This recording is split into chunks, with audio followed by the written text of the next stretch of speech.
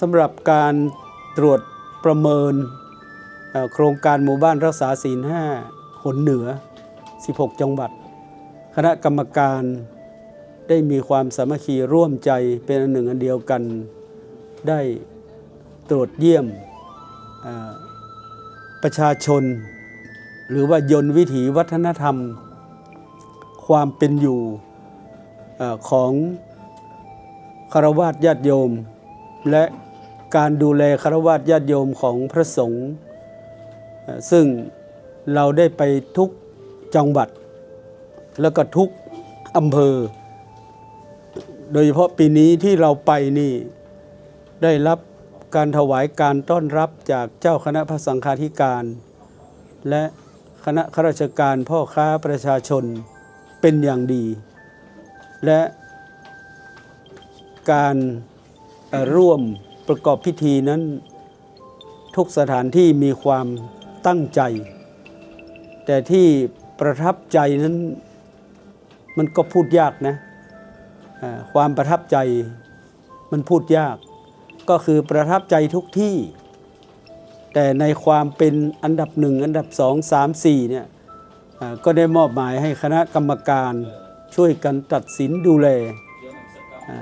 การตัดสินการดูแลก็ถือว่าถูกใจประธานและคณะกรรมการก็ถูกใจ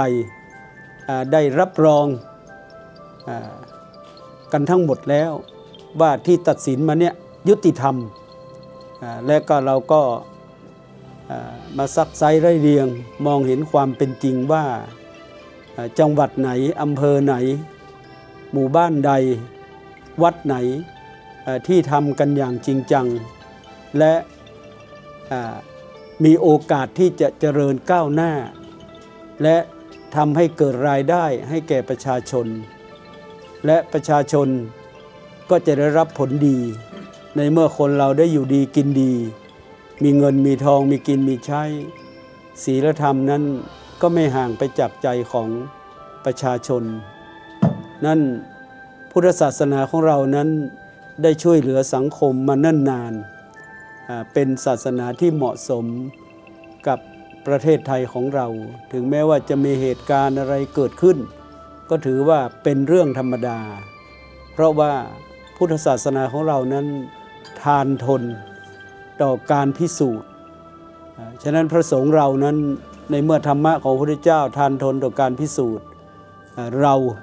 ก็ต้องทานทนต่อการพิสูจน์อันไหนที่มันเป็นสนิมเป็นรอยก็จะถูกลบเลือนไปแต่อันไหนที่สุกสกาวเหมือนรัตนะแก้วมณีหรือที่ส่งแสงฉัพพนรังสีมันก็จะส่งเสริมพระพุทธศาสนาให้ดำเนินต่อไป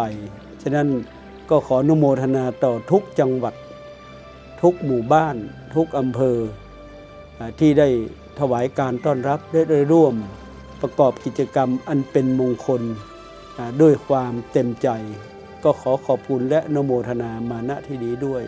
ขอเจริญพรและอนุโมทนา